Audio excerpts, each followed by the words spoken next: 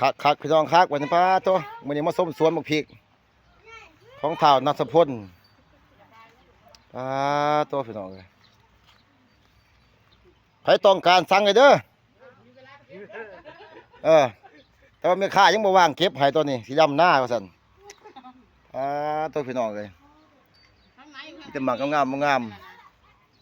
ขนาดเลยว่ะสิซอยจุหมดเลยเฮ็ดลาบหมดเลยแสดงว่าเก็บลักเก็บเลยนี่จะกำจังไดนี่เพราะว่าผู้เจ้าเพิ่นยังดกกาเดี๋ยวเก็บเอาตัวพี่น้องเลยพุ่นน่ะมีแต่บักพริกล้วนๆหลายรูปแบบงามบ่งามแท้บักพริก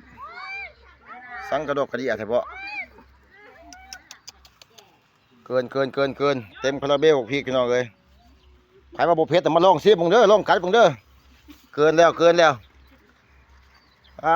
บ่ได้เข้ามาโดนเติบได้เกินแต่เพิ่นนายเพิ่นนี่มาบาดนี้ป้าโต